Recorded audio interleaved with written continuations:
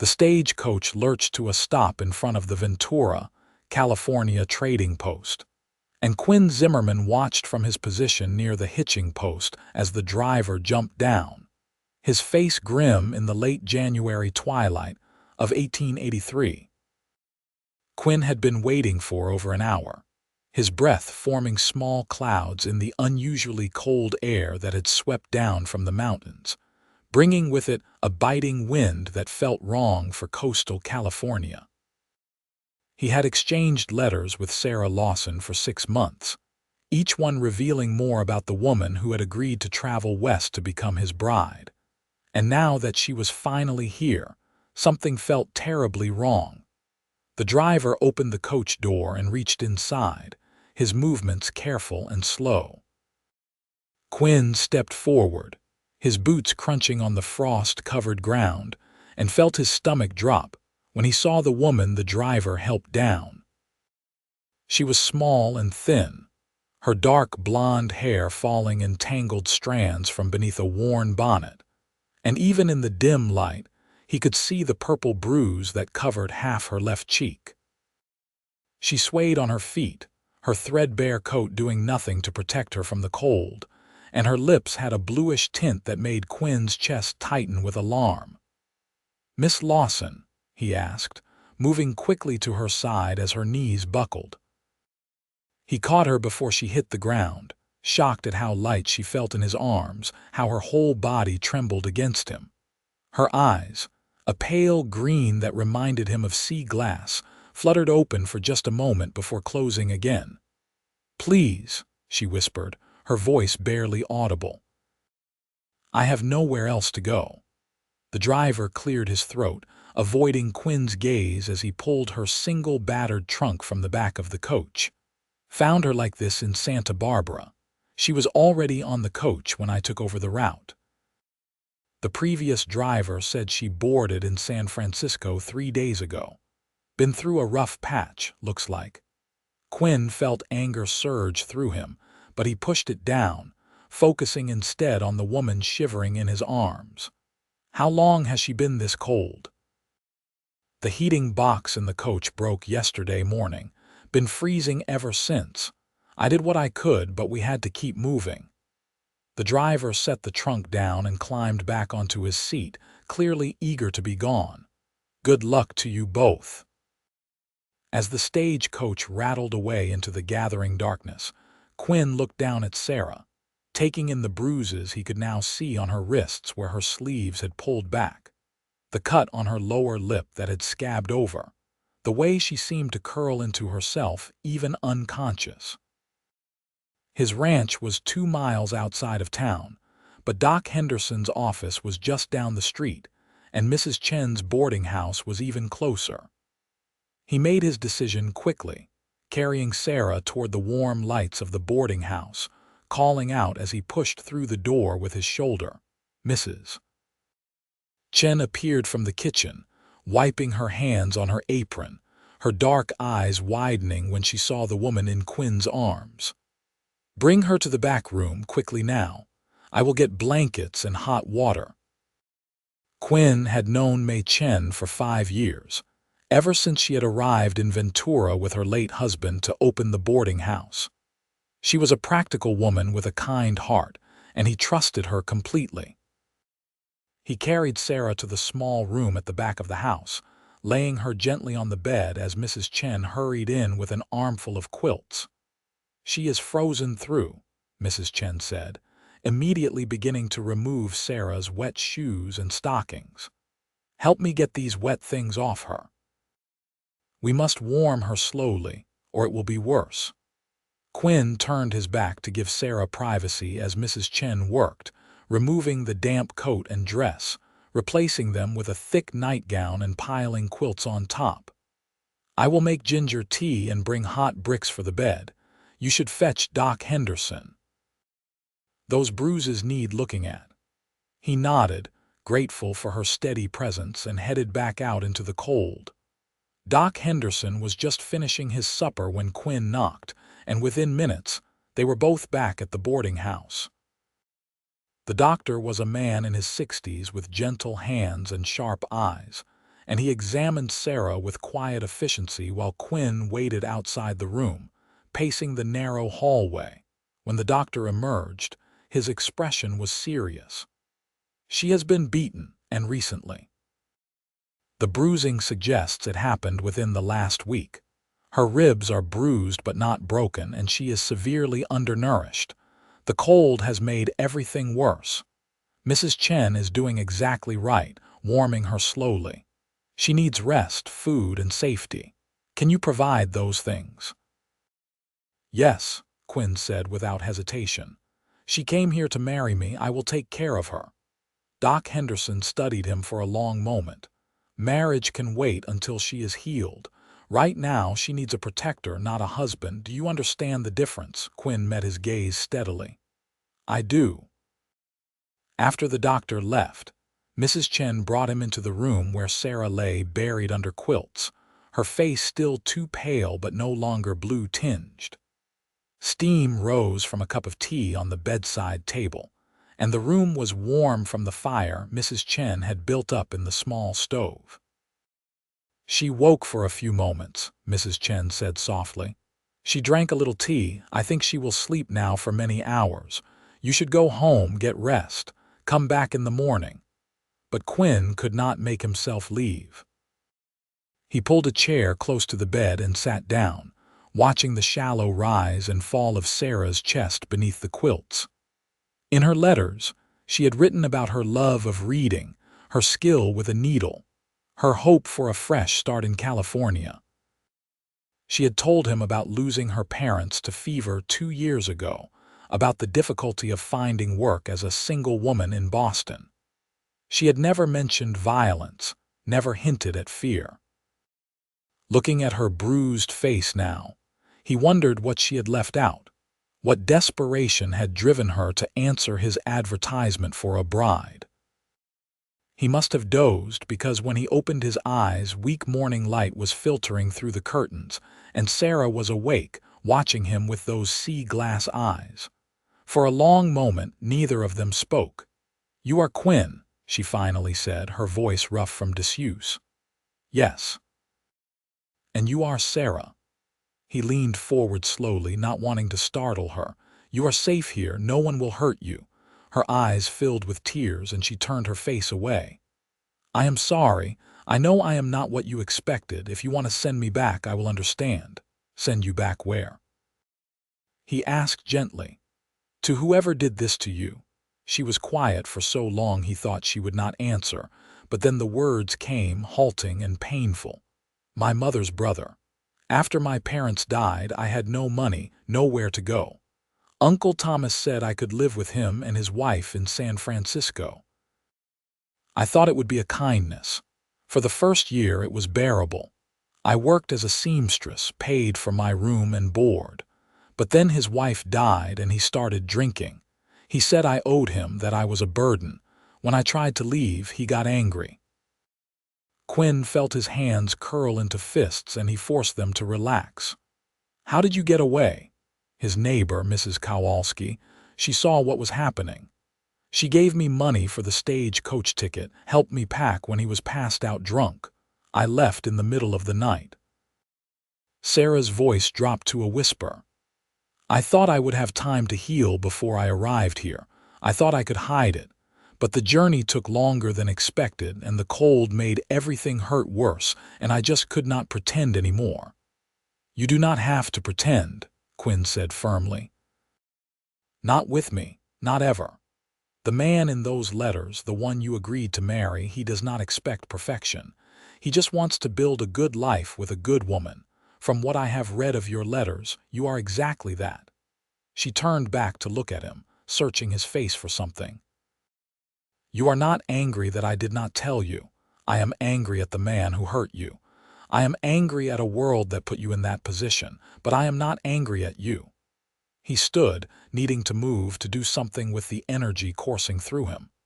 "Healing starts here, Sarah, in warmth and peace. You can take all the time you need to recover, and when you are ready, we can talk about the future. But there is no pressure, no obligation. You are here now, and you are safe." The tears spilled over then, running down her cheeks, and Quinn felt helpless watching her cry. Mrs. Chen appeared in the doorway with a tray of soft eggs and toast, shooing Quinn out so Sarah could eat and wash in privacy. He went to the trading post to arrange for Sarah's trunk to be brought to the boarding house, then stopped at the general store to buy fabric for new dresses, warm stockings, a proper winter coat. The storekeeper, Mr. Walsh, raised his eyebrows at the feminine items but said nothing, just wrapped everything carefully in brown paper. When Quinn returned to the boarding house, Sarah was sitting up in bed, her hair brushed and braided over one shoulder, wearing a clean nightgown that Mrs. Chen must have provided. The bruises looked darker against her pale skin in the full light of day, and Quinn had to work to keep his expression neutral. "I brought you some things," he said, setting the packages on the chair. "Mrs. Chen can help you with them when you are feeling stronger. I also wanted to talk to you about arrangements. I have a ranch about 2 miles from here. It is not fancy, but it is solid. There is a main house, a barn, and a bunkhouse where my 2 ranch hands stay. I was planning for you to live in the main house with me after we married, but given everything, I think it makes more sense for you to stay here at the boarding house for now. You can recover without worrying about anything else. I will pay Mrs. Chen for your room and board." "That is too much," Sarah protested weakly. "You have already done so much." "It is what is right," Quinn said simply. He pulled the chair closer and sat down again. "Tell me something. In your letters you wrote about wanting to see the ocean. Have you been down to the beach yet?" She shook her head. "I arrived at night, remember? Then, when you are well enough, that will be the first place we go. Ventura has one of the most beautiful coastlines in California. The Mission bells ring out over the water at sunset, and the tide pools are full of starfish and anemones. You can walk for miles on the sand." For the first time, he saw something other than pain and fear in her eyes. "That sounds wonderful." Over the next 2 weeks, Quinn visited Sarah every day, sometimes twice a day. He brought her books from the small lending library, wildflowers from the hills behind his ranch, news from town. He read to her when her head ached too much to focus on the pages, and he listened when she needed to talk. Slowly, carefully, they began to know each other beyond the polite words of their letters. Sarah had a sharp wit that surprised him, a dry sense of humor that emerged as she grew more comfortable. She was well-read despite her limited education, hungry for knowledge about everything from cattle ranching to California history. She asked intelligent questions about his work, genuinely interested in the challenges of managing a ranch in a region that swung between drought and flood. Quinn found himself looking forward to their conversations more than anything else in his day. He told her about growing up in Missouri, about coming west at 18 with nothing but a horse and a rifle, about working for 10 years to save enough money to buy his own land. He talked about the loneliness of ranch life, the long evenings with nothing but his own thoughts for company, the realization that he wanted something more than just financial success. "That is why I placed the advertisement," he admitted one afternoon as they sat in Mrs. Chen's small parlor. Sarah was strong enough now to be out of bed, dressed in one of the new dresses he had bought, a simple blue cotton that brought out the green in her eyes. The bruises were fading to yellow and green, no longer quite so shocking. "I wanted a partner, someone to share the work and the rewards. I have hired hands who are good at their jobs, but it is not the same as having someone who is invested in the ranch the way I am." "What made you choose me?" Sarah asked. "You must have received many responses to your advertisement." "I did," Quinn admitted. "Over 30 letters. But yours was different. You did not try to flatter me or make yourself sound perfect. You were honest about your situation, about what you could offer and what you hoped to find. You wrote about wanting to be useful, to build something lasting. That resonated with me." Sarah looked down at her hands, folded in her lap. "I was afraid that honesty would work against me. Most men want someone prettier, more accomplished." "You are plenty pretty," Quinn said, then felt his face heat as he realized how forward that sounded. "What I mean is, I was not looking for a showpiece. I was looking for substance. Someone who would not fall apart when things got hard, because ranch life can be hard. You have already proven you have that strength." She looked up at him, and something passed between them, something that made Quinn's heart beat faster. It was not just attraction, though he would be lying if he said he did not find her beautiful despite the fading bruises. It was recognition, a sense that they understood each other on a level that went beyond surface compatibility. Mrs. Chen appeared in the doorway, breaking the moment. "Mr. Quinn, your ranch hand is here. He says there is a problem with the fence in the north pasture." Quinn stood reluctantly. "I should go.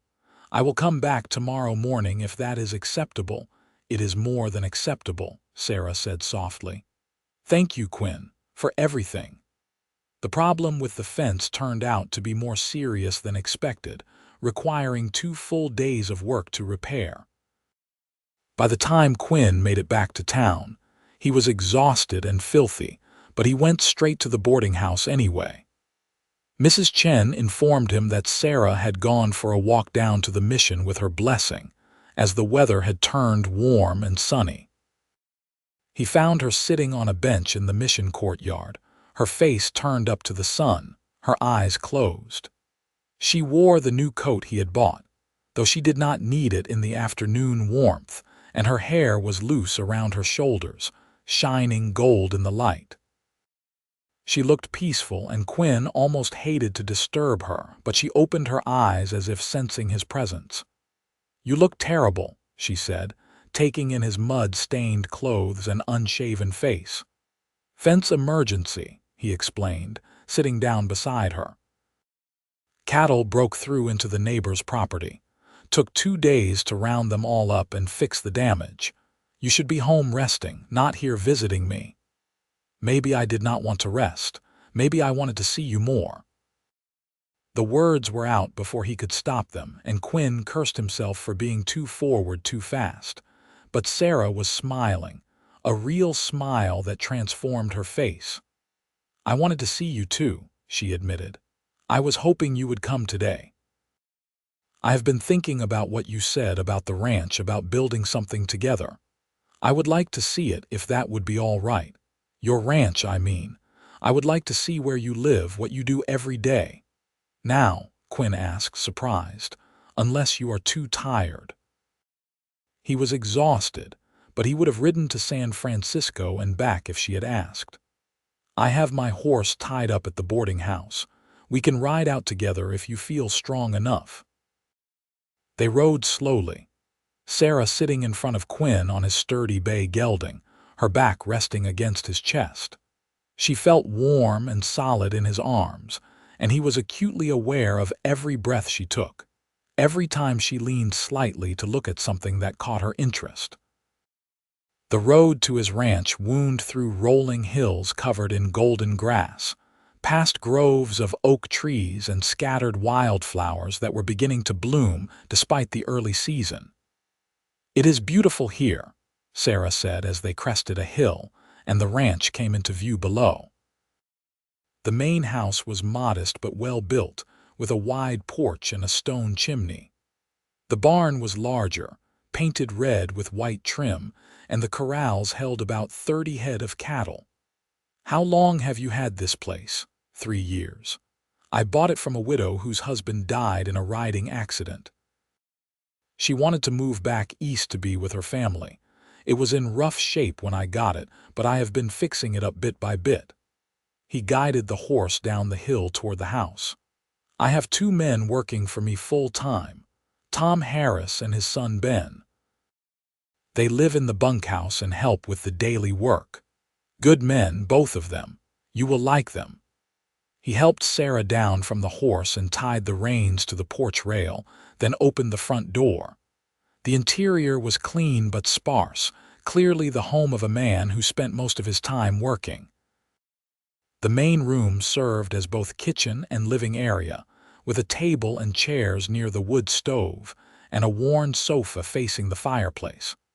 2 doors led off to what were presumably bedrooms. "I know it is not much," Quinn said, suddenly seeing the place through her eyes and finding it lacking. "I always figured I would make improvements when I had someone to share it with. I did not see the point in fancy curtains and rugs for just myself." "It is honest," Sarah said, running her hand over the smooth wood of the table. "I can see you here. It feels like you." She moved to the window that looked out over the corrals and the hills beyond. "I could be happy here, I think, if you still want me to stay." Quinn came to stand beside her, choosing his next words carefully. "Sarah, I want you to understand something. When I asked you to come here, I was looking for a wife. But circumstances have changed. You have been through something terrible, and you need time to heal, not just your body but your mind and heart.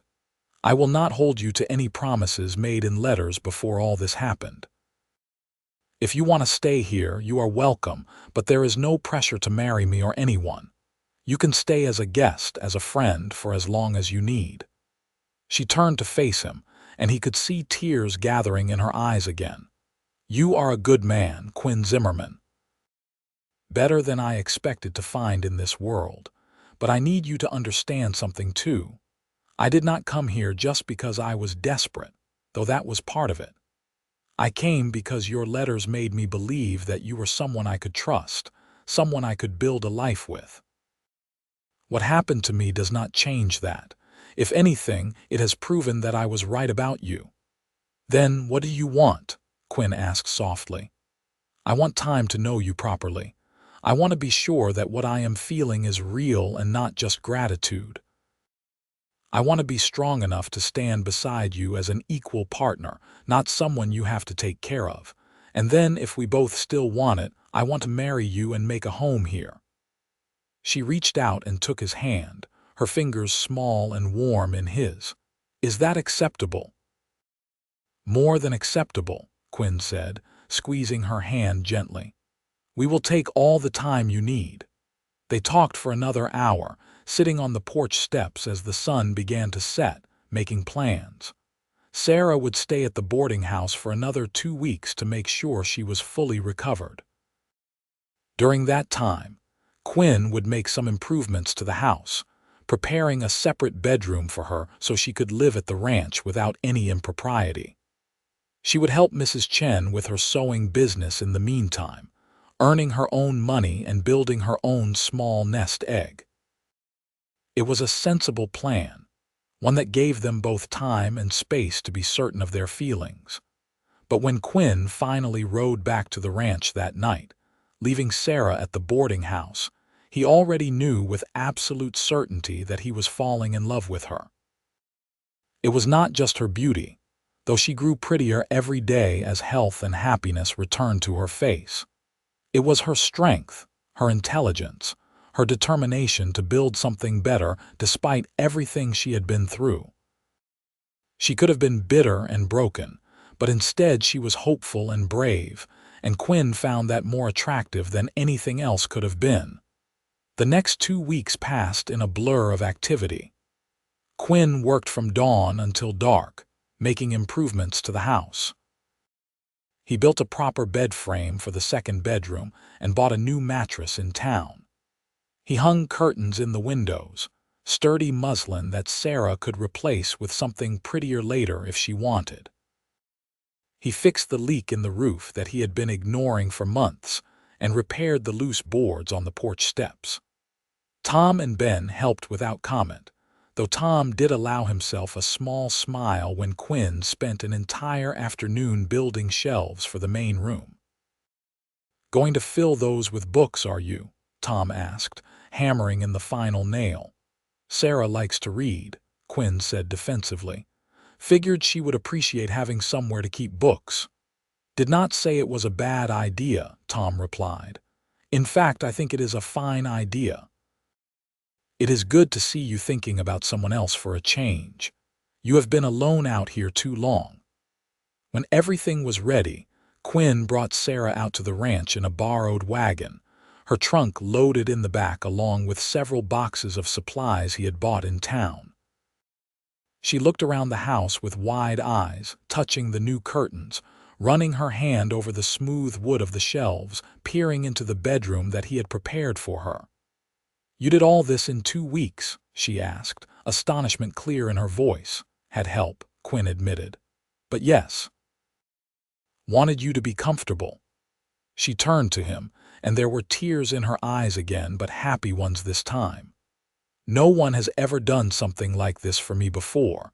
Made a place that was mine, I mean. Even when my parents were alive, I shared a room with my sisters. This is the first time I have ever had my own space." "It is yours for as long as you want it," Quinn promised. "No one will disturb you here. You are safe, Sarah." She crossed the room and hugged him then, her arms wrapping around his waist, her head resting against his chest. Quinn stood very still for a moment, surprised by the contact, then carefully put his arms around her, holding her gently. They stood like that for a long moment, and Quinn could feel her breathing, could smell the lavender soap Mrs. Chen had given her. It felt right, having her in his arms, in his house, in his life. Over the following weeks, they fell into a rhythm. Sarah took over the cooking, transforming Quinn's basic meals into something approaching actual cuisine.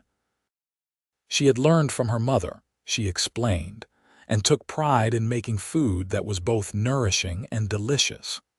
She also began tackling the neglected vegetable garden behind the house, planning what she would plant in the spring. Quinn taught her to ride properly, putting her on his gentlest mare and walking beside her until she felt confident enough to trot on her own. They worked side by side during the day and talked for hours in the evening, sitting by the fire after supper was done. Sarah told him about her childhood in Boston, about her parents' struggling grocery store, about her sisters who had married and moved away before the fever came. Quinn told her about the war, about losing his father at Shiloh, about the hard years after when he and his mother had barely survived. They shared their fears and hopes, their regrets and dreams, building a foundation of trust and understanding. And slowly, carefully, they also began to court. Quinn brought Sarah flowers every few days, whatever he could find blooming in the hills. She mended his clothes and made him a new shirt from fabric she bought in town, the stitches so tiny and perfect they were almost invisible. He taught her about the ranch, showing her how to check the cattle for illness, how to repair tack, how to read the weather in the clouds over the ocean. She taught him about books and music, sharing the novels she borrowed from the lending library, singing old ballads while she kneaded bread. One evening in early March, they took a picnic down to the beach. The sun was setting, painting the sky in shades of orange and pink, and the mission bells were ringing in the distance just as Quinn had promised they would. They sat on a blanket on the sand, watching the waves roll in, and Sarah leaned against his shoulder with a contentment that made Quinn's heart swell. "I am happy," she said simply. "I did not think I would ever feel this way again after everything that happened, but I am happy, Quinn. Here with you." He turned to look at her, taking in the way the sunset light caught in her hair, the peace in her expression, the smile on her lips. "I am happy too, happier than I have been in years, maybe ever." "I think I am ready," Sarah said softly. "Ready for what? To be your wife." "If you still want that." Quinn felt his breath catch. "Are you certain? There is no rush, Sarah. We can wait as long as you need." "I am certain," she said, looking up at him with those sea-glass eyes. "I know my own heart and I know yours. We are good together. We make sense together. I do not need more time to be sure of that." "Then yes," Quinn said, his voice rough with emotion. Yes, I want to marry you. I want it more than anything." She smiled, radiant in the fading light, and leaned up to kiss him. It was a soft kiss, tentative and sweet, but it held a promise of more to come. When they finally pulled apart, Quinn rested his forehead against hers, breathing in the scent of her, feeling the warmth of her body close to his. "Soon?" she asked. "As soon as we can arrange it," he promised. They were married 2 weeks later in the mission church, with Mrs. Chen and Tom Harris standing as witnesses. Sarah wore a dress she had sewn herself from cream-colored silk that Mrs. Chen had given her as a wedding gift, and Quinn wore his best suit, brushed and pressed within an inch of its life. The priest was an elderly man named Father Miguel, who had served the mission for 30 years, and he conducted the ceremony with gentle dignity, his blessing over them sincere and heartfelt. When Quinn kissed his bride, making their union official, Sarah smiled against his lips, and he knew with absolute certainty that this was the best decision he had ever made. The small celebration afterward at the boarding house was warm and joyful, with Mrs. Chen providing food and several of the townspeople stopping by to wish them well. By the time they rode back to the ranch in the late afternoon, both of them were tired but happy, ready to begin their life together properly. That night, Sarah moved her belongings into Quinn's bedroom, the room they would now share. She was nervous, Quinn could tell, her movements quick and uncertain as she unpacked her few dresses and hung them on the pegs he had installed. He gave her space, building up the fire and turning down the lamps, trying to make the room feel comfortable and safe. When she finally turned to face him, still wearing her wedding dress, she took a deep breath. "I need to tell you something about my uncle, about what happened." "You do not have to," Quinn said gently. "Not if you do not want to. But I do want to. I need you to understand." She sat down on the edge of the bed, her hands twisting together in her lap. "He hit me many times, but he never did anything else. He never touched me in that way. I just need you to know that, so you will not wonder." Quinn felt relief flood through him, though it did nothing to dampen his anger at the man who had hurt her. "Thank you for telling me. But Sarah, even if it had been otherwise, it would not have mattered to me. What happened to you was not your fault. It never could be." She looked up at him with such gratitude and love that Quinn felt his throat tighten. "How did I get so lucky to find you?" "I think we both got lucky," he said, crossing the room to sit beside her. "We found each other when we both needed someone most." That night, they came together with tenderness and care, Quinn taking his time to ensure Sarah felt safe and cherished. It was her first time, and he was gentle, talking to her through every step, making sure she was comfortable. When it was over, she curled against his side, her head on his chest, her breathing soft and even. "I love you," she whispered into the darkness. "I have been wanting to say that for weeks, but I was afraid it was too soon." "I love you too," Quinn said, pressing a kiss to her forehead. "Have for a while now. Probably since that first day when you asked me not to send you back."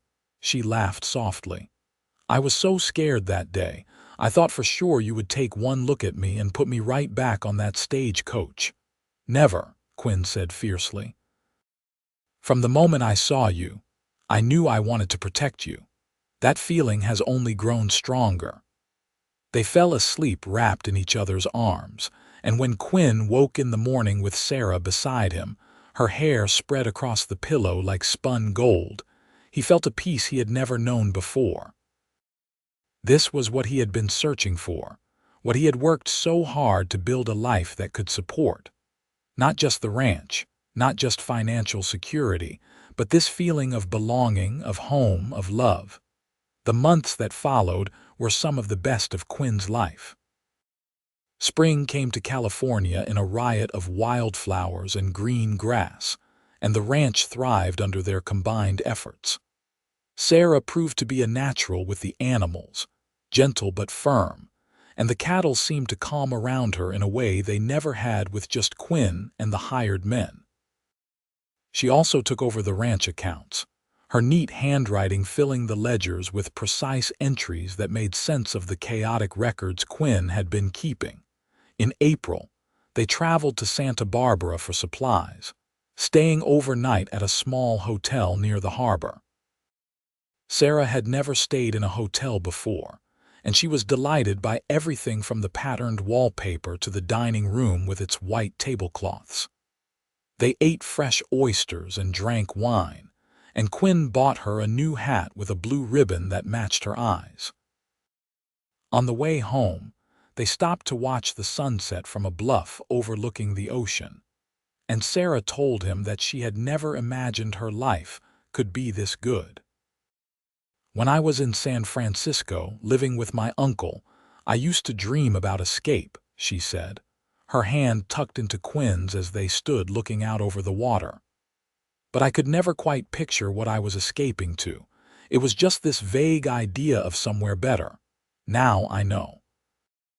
This was what I was dreaming of, even if I did not realize it at the time.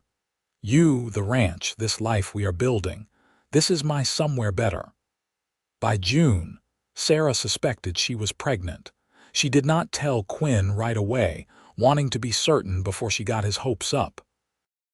But when Doc Henderson confirmed it in early July, she could barely contain her excitement.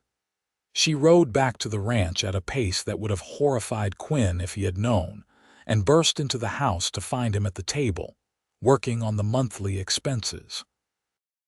"I have news," she announced, her face flushed and her eyes sparkling. Quinn looked up, taking in her expression, and a slow smile spread across his face. "Good news, I hope. The best news. We are going to have a baby. Doc Henderson says sometime in late January or early February." Quinn was on his feet instantly, crossing the room to sweep her into his arms, lifting her off the ground and spinning her around. "A baby! Sarah, that is wonderful. That is perfect. Careful," she laughed, clinging to his shoulders. "You will make me dizzy." He set her down gently, his hands cupping her face as he kissed her with all the love and joy he felt. "Are you feeling all right?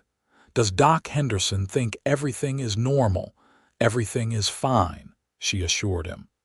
"He said I am healthy and strong, and there is no reason to expect any problems. But I will need to take it easier in the later months. No more riding probably, and definitely no heavy lifting." "I will take care of everything," Quinn promised. "You just focus on staying healthy and growing our baby." Over the next few months, Quinn was true to his word. He insisted on doing any heavy work himself, despite Sarah's protests that she was pregnant, not fragile. He fussed over her diet, making sure she ate plenty of protein and vegetables.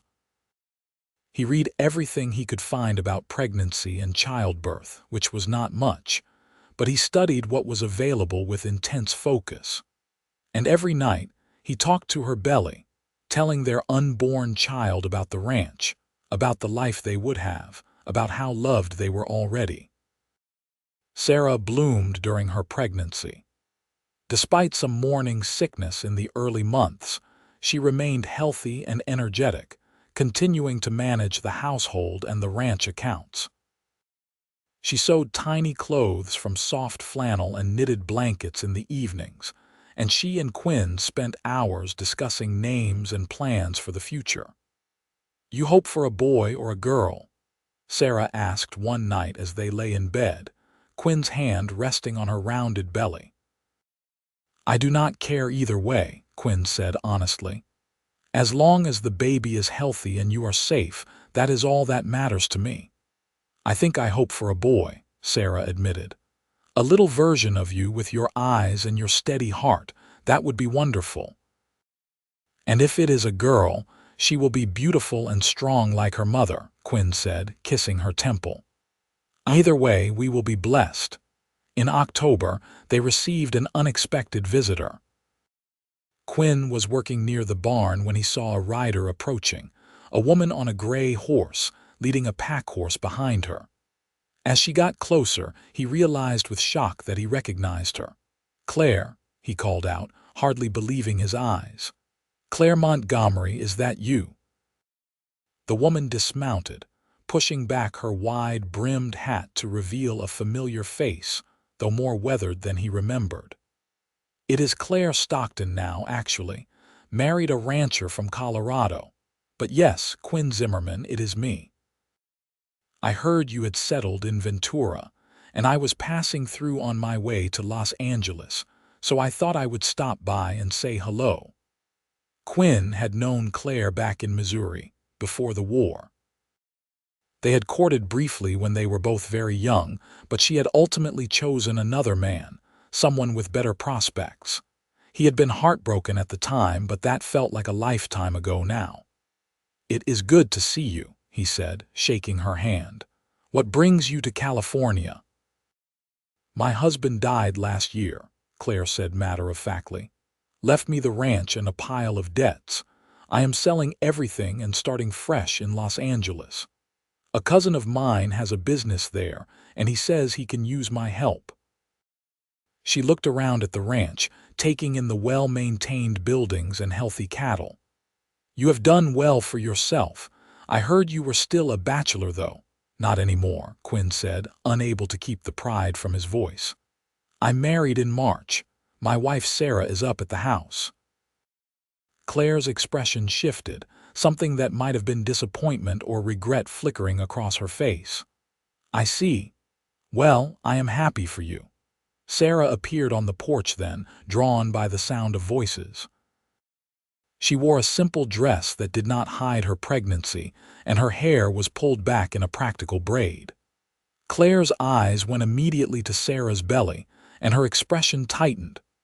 "Claire, this is my wife, Sarah," Quinn said, moving to put his arm around Sarah's shoulders.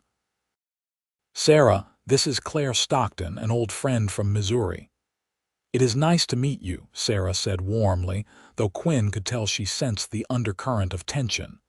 "Would you like to come in for some coffee? You must be tired from traveling." Claire hesitated, then nodded. "That would be kind, thank you." They sat in the kitchen, making awkward small talk while Sarah poured coffee and set out some of the ginger cookies she had baked that morning. Claire talked about Colorado, about her late husband's ranch, about her plans for Los Angeles. Quinn listened politely, but he was intensely aware of Sarah beside him, her hand occasionally resting on her belly as the baby kicked. "You two seem very happy," Claire finally said, her tone neutral. "How did you meet?" "I answered Quinn's advertisement for a mail-order bride," Sarah said simply.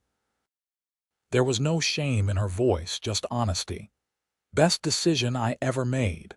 Claire looked between them, and Quinn could see her trying to understand how he had ended up with this woman, this situation. "That must have been quite a leap of faith for both of you." "It was," Quinn agreed. "But sometimes faith is rewarded." He reached over and took Sarah's hand, lacing their fingers together. "I am a lucky man." After Claire left, continuing on her journey to Los Angeles, Sarah was quiet. Quinn could tell something was bothering her, but he gave her space to bring it up in her own time.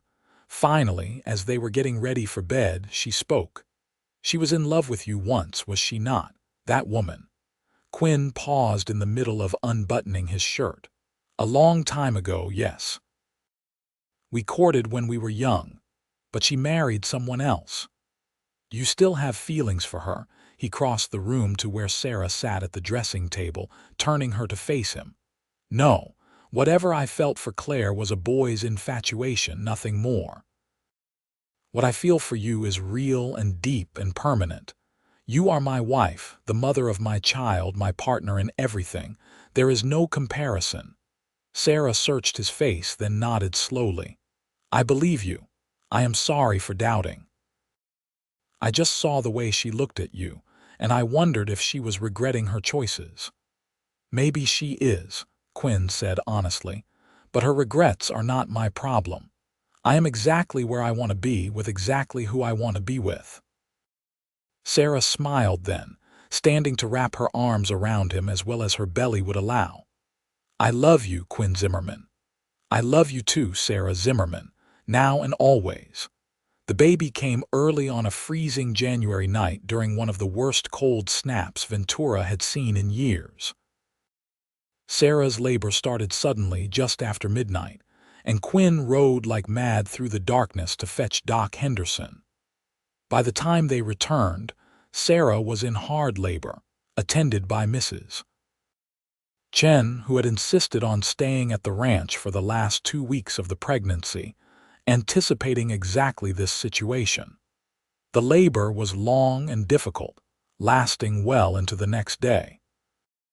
Quinn stayed by Sarah's side the entire time, holding her hand, wiping her face with cool cloths, murmuring encouragement. He had never felt so helpless in his life, watching her in pain and being unable to do anything to stop it. But Sarah was strong, stronger than he had ever given her credit for, and she worked through each contraction with determination. Finally, just as the sun was beginning to set on the second day, the baby was born. A boy, with a shock of dark hair and lungs that proved he was healthy and strong. Doc Henderson cleaned him quickly and placed him in Sarah's arms, and Quinn felt tears streaming down his face as he looked at his wife and son. "He is perfect," Sarah whispered, exhausted but radiant. "Look at him, Quinn. He is perfect." "You are perfect," Quinn said, kissing her forehead, her cheeks, her lips.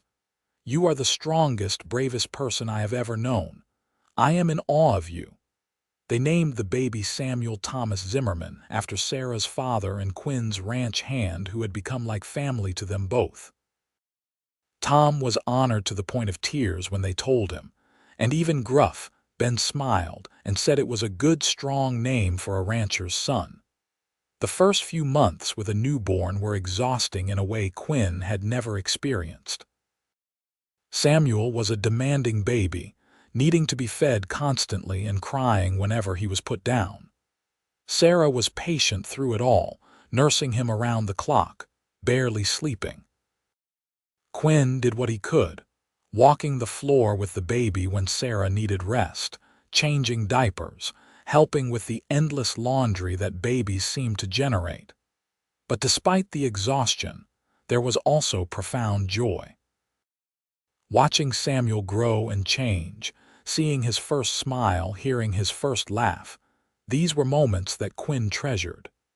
And seeing Sarah as a mother, patient and loving and endlessly nurturing, only deepened his love for her. By the time summer arrived, things had settled into a more manageable routine. Samuel was sleeping better, and Sarah had regained her strength. They fell back into the rhythm of ranch life, though now with the added dimension of caring for a baby. Sarah wore Samuel in a sling on her back while she worked in the garden, and Quinn built a cradle that could be moved from room to room so the baby was always nearby. One afternoon in early August, as they sat on the porch watching the sunset while Samuel slept in his cradle, Sarah turned to Quinn with a serious expression. "I want to tell you something, and I need you to listen without interrupting." Quinn felt a flutter of concern. "All right." "When I first arrived here, I was broken, not just physically but in my spirit. I did not believe I deserved happiness or safety or love. I thought I was fundamentally damaged, that I would never be whole again." She paused, looking out at the golden hills. "You changed that. Not just by being kind to me, though you were, but by seeing me as someone valuable, someone worthy of respect and care. You gave me space to heal, but you also gave me purpose. The ranch, our partnership, our marriage, all of it made me feel like I mattered again, like I had something to contribute." "You do matter," Quinn said, his voice rough with emotion. "You matter more than anything." "I know that now," Sarah said, turning to look at him with shining eyes. "And I want you to know that I see you too. I see how hard you work, how much you sacrifice to take care of us. I see the man you are, the father you have become. I want you to know that I am grateful every single day that I got on that stagecoach, that I took a chance on a stranger's advertisement, that I found my way to you." Quinn reached for her hand, holding it tightly. "We found our way to each other, and I will spend the rest of my life being worthy of that gift." They sat together as the sun sank below the horizon, painting the sky in shades of orange and purple, listening to the sound of their son's soft breathing and the distant lowing of the cattle. This was their life now, built from nothing but hope and hard work and love. It was not always easy, but it was real and solid and good. As the years passed, their family grew. A daughter arrived 2 years after Samuel, red-faced and determined from her first breath. They named her Margaret Rose, after Quinn's mother, and she had her mother's sea-glass eyes and a temperament to match. Where Samuel was cautious and thoughtful, Maggie was bold and adventurous, climbing before she could walk properly and constantly getting into mischief. The ranch prospered under their joint management. Quinn expanded the herd and bought additional land, while Sarah started a small business selling eggs and vegetables to the townspeople in Ventura. They hired an additional ranch hand and built a larger bunkhouse to accommodate the growing operation. Every decision was made together, discussed and debated until they reached agreement. They were true partners in every sense. When Samuel was 6 and Maggie 4, Sarah told Quinn she was pregnant again. This time, the pregnancy was harder, complicated by persistent illness that left Sarah weak and unable to keep much food down. Doc Henderson was concerned, monitoring her closely, and Quinn spent many sleepless nights watching over her, terrified that something would go wrong. The baby, another boy they named Jacob William, arrived a month early, small and fragile but fighting.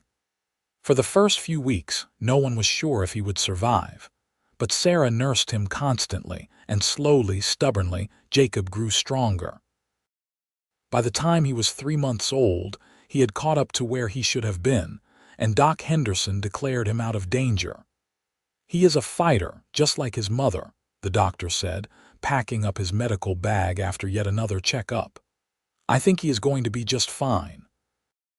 With 3 children, the house that had once seemed spacious now felt crowded. Quinn spent the better part of a year building an addition, 2 new bedrooms and an expanded kitchen that gave Sarah more room to work. He also built a proper schoolroom, determined that his children would have the education he had never received. Sarah taught them their letters and numbers, supplemented by lessons from the traveling teacher who came through Ventura twice a year. The children grew up wild and happy, running through the hills, learning to ride almost as soon as they could walk, helping with the ranch work according to their abilities. Samuel was quieter, more studious, spending hours with books when he was not needed for chores. Maggie was all motion and energy, fearless in a way that terrified both her parents. And Jacob, the baby, was charming and affectionate, able to talk his way out of trouble with a smile. On their 10th wedding anniversary, Quinn took Sarah back to the same beach where he had first told her about the mission bells and the tide pools. They left the children with Tom and his wife, who had moved into the main house after Tom's son Ben married and took over the bunkhouse, and spent a whole day alone together for the first time in years. They walked along the sand, hand in hand, talking about everything and nothing. They had both changed in the decade since they married. Quinn's hair was starting to show gray at the temples, and Sarah had laugh lines around her eyes from countless hours of smiling. But the connection between them was stronger than ever, tempered by years of partnership and love. "Do you ever regret it?" Quinn asked as they sat on the same blanket they had used so many years before. "Answering my advertisement, coming here, all of it." Sarah looked at him like he had lost his mind. "Regret it?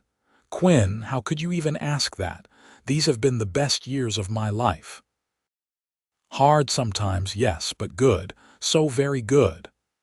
I just want to make sure you are happy, he said, that this life is what you wanted. It is more than I wanted. It is more than I ever dared to dream of. She leaned against his shoulder, watching the waves roll in. When I was on that stagecoach, frozen and bruised and terrified, I could not imagine that just a few weeks later I would be sitting on a California beach with a man who loved me, planning a future. And now look at us. A beautiful ranch, 3 healthy children, a life full of purpose and joy. How could I regret any of that?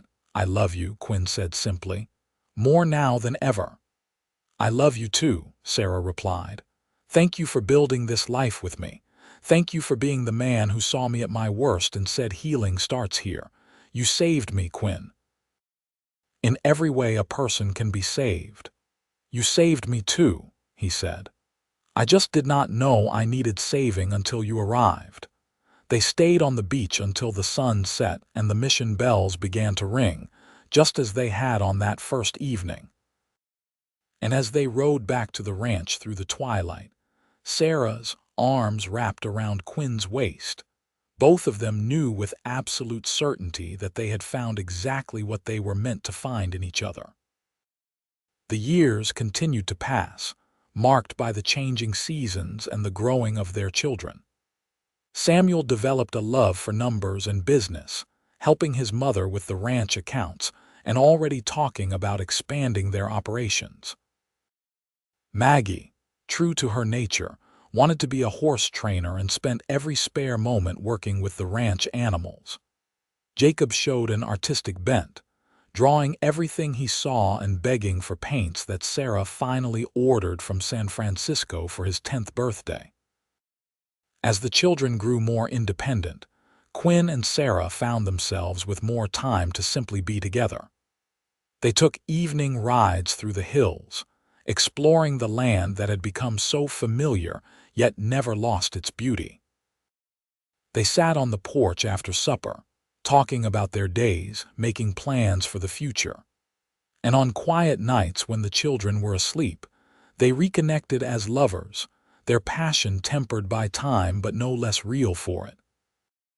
When Samuel turned 16, Quinn began teaching him seriously about running the ranch, preparing him to eventually take over. Sarah did the same with Maggie, who despite her wild nature had a keen mind for practical matters. Jacob, they agreed, would need a different path, perhaps apprenticing with an artist in San Francisco or Los Angeles. They were determined that each of their children would have the opportunity to pursue their passions while still understanding the value of hard work. One morning in the spring of 1899, 16 years after Sarah had arrived on that freezing stagecoach, Quinn woke to find her watching him with an expression he could not quite read. "What is it?" he asked, reaching up to touch her face. "I was just thinking about how different our lives could have been. If I had not found the courage to leave Boston, if you had not placed that advertisement, if the stagecoach had broken down somewhere else, or if I had turned back at the last moment. So many small choices that led us to each other." "You believe in fate?" Quinn asked. "I believe in choices," Sarah said thoughtfully. "I believe that we make hundreds of small decisions every day, and those decisions shape our lives. You chose to look for a wife through an advertisement. I chose to answer it. You chose to help me instead of sending me away. I chose to trust you. Every step of the way we could have chosen differently, but we did not, and that has made all the difference. Then I am grateful for every choice that led me to you," Quinn said, pulling her close. "And I would make them all again, 1,000 times over." As they lay there in the early morning light, listening to the sounds of their children beginning to stir in the other rooms, the cattle lowing in the corrals, the birds singing their dawn chorus, both of them felt the deep contentment of a life well lived. They had built something real and lasting, not just the ranch but a family, a partnership, a love that had weathered every storm and come out stronger. Sarah thought back to that desperate girl on the stagecoach, bruised and frozen and afraid, and she could hardly believe how far she had come. Quinn had been right all those years ago. Healing had started there in the warmth and peace he offered, but it had not stopped there. It had grown and deepened, transforming them both into better versions of themselves. And as Quinn held his wife in his arms, feeling the steady beat of her heart against his chest, he knew that he had received far more than he had given. He had offered Sarah safety and a home, but she had given him purpose and joy and a love deeper than anything he had imagined possible. She had taken his lonely house and made it a home, his solitary existence and made it a family, his careful life and made it an adventure. The years continued to unfold, bringing new challenges and new joys. Samuel married a girl from town, a sensible young woman named Elizabeth who shared his love of numbers and business. They built a house on the far corner of Quinn's land and started their own family, giving Quinn and Sarah their first grandchildren. Maggie shocked everyone by falling in love with a traveling horse trader and moving to Montana, though she wrote long letters every month detailing her adventures. Jacob went to San Francisco to study art and eventually became a successful illustrator, his drawings appearing in magazines and books across the country.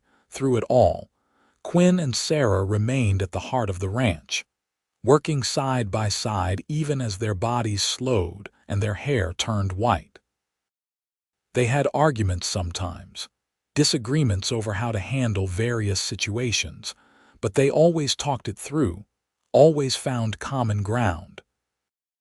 Their love had long since moved past the passionate early days into something deeper and more fundamental, a partnership so complete that they often knew what the other was thinking without words.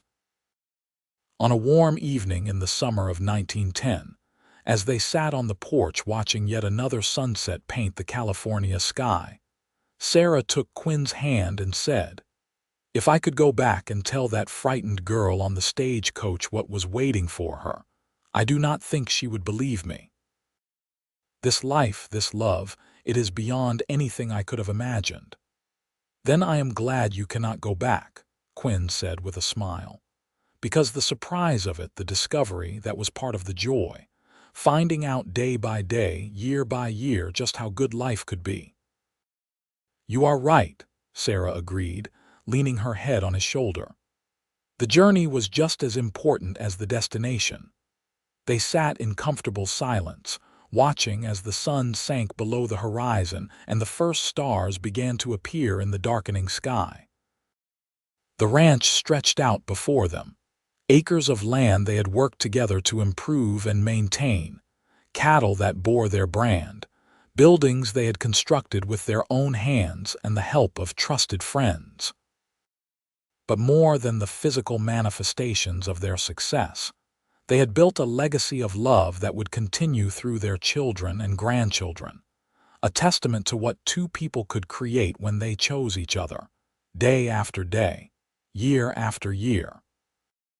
The mission bells rang out in the distance, just as they had on so many evenings before, and Sarah smiled, remembering the first time Quinn had brought her here, when he had promised her the beauty of the coastline and the sound of those bells. He had kept that promise and so many others through 27 years of marriage. "Thank you," she said softly. "For what?" Quinn asked.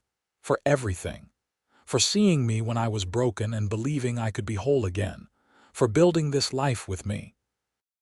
For loving me through all the years, the easy ones and the hard ones. For being my partner, my friend, my home." Quinn lifted her hand to his lips and kissed it gently. "The privilege has been mine. You took a lonely cowboy and taught him what it meant to have a family, to have love, to have purpose beyond just survival. You made my life infinitely richer than it would have been without you." As the stars brightened overhead and the cool evening breeze brought the scent of the ocean, they remained on the porch, wrapped in each other's presence and the life they had built together. From inside the house came the sounds of their newest grandchildren playing, Samuel and Elizabeth's 3 youngsters who were spending the week at the ranch. The laughter and shouting reminded them both of when their own children had been small, of all the years that had passed, and all the love that had filled them. Quinn thought back to the day he had placed that advertisement in the newspaper, looking for a mail-order bride. He had been practical about it, viewing marriage as a partnership that would make his life and work easier. He had never expected to find love, real and deep and transformative. But that was exactly what Sarah had brought him, arriving bruised and frozen on that cold January night so many years ago. And Sarah, remembering her desperate flight from San Francisco, the fear and uncertainty that had consumed her during that stagecoach ride, could hardly believe how her life had unfolded. She had been looking for safety, for escape, for a chance to start over. Instead, she had found everything she never knew she needed: a true partner, a home filled with love, children and grandchildren who carried forward the values she and Quinn had worked so hard to instill, and a love story that had exceeded every expectation. The years had taught them both that love was not just a feeling but a choice, made over and over again through the small actions of daily life. It was Quinn getting up in the middle of the night to tend to a sick child so Sarah could rest. It was Sarah mending Quinn's favorite shirt for the 10th time because she knew he loved it. It was working side by side through droughts and floods, through illness and health, through the inevitable challenges that life brought. It was choosing each other, again and again, no matter what. As they finally stood to go inside, their movements slower now but still in sync after so many years together, Quinn paused to look at his wife in the starlight. She was 70 now, her face lined with the marks of laughter and worry, her hair completely white, her body thinner and more fragile than it had been. But to him, she was still the most beautiful woman he had ever seen, and he loved her more than he had words to express. "I would do it all again," he said suddenly. "Every moment, every choice, every day, I would choose you every time." Sarah smiled, her eyes shining with tears of joy. "And I would choose you, my cowboy, always and forever." They went inside together, closing the door on the night and the stars, and retired to the bedroom they had shared for 27 years. As they lay together in the darkness, listening to the familiar sounds of the ranch settling in for the night, both of them felt the profound gratitude of a life lived well, a love that had endured, and a future that stretched out bright and hopeful through their children and grandchildren. Quinn pulled Sarah close, and she nestled against him as naturally as breathing, fitting into the curve of his body as she had done countless times before. They did not need words anymore to communicate their love. It was there in every touch, every breath, every heartbeat. And as sleep claimed them, both Quinn and Sarah Zimmerman knew with absolute certainty that they had been blessed beyond measure. From that frozen, desperate beginning, they had built something beautiful and lasting. The cowboy had offered healing in warmth and peace, and the mail-order bride had offered love and partnership in home. Together, they had created a legacy that would endure long after they were gone, a testament to the power of choosing love, choosing trust, and choosing each other through all the days of their lives. The end came peacefully for them both, as it should for people who had lived and loved so fully. Quinn passed first, on a summer morning much like the one when Sarah had first told him she was ready to be his wife. He simply did not wake up, his heart giving out in his sleep, his hand still holding Sarah's as it had every night for over 30 years. Sarah followed him just 3 months later, her body finally giving in to the exhaustion of grief. She died surrounded by her children and grandchildren, her last words a whisper of Quinn's name. They were buried side by side on a hill overlooking the ranch, under a pair of oak trees they had planted together in their first year of marriage. The headstones were simple, marked only with their names, the years they had lived, and a single line: "Together in life, together in eternity." The ranch continued under Samuel's capable management, passed down eventually to his children, and then to theirs. The house that Quinn had improved for Sarah still stood strong, occupied now by the fifth generation of Zimmermans. The story of how it all began, of the mail-order bride who arrived bruised and frozen and the cowboy who had offered her healing, was told and retold to each new generation, a reminder of the power of compassion, the resilience of the human spirit, and the transformative nature of love. And sometimes, on quiet summer evenings when the mission bells rang out over the coastal hills of Ventura, California, those who lived on the ranch swore they could feel the presence of Quinn and Sarah, still watching over the land and the family they had built together, still choosing each other across the barriers of life and death, their love as enduring as the earth itself.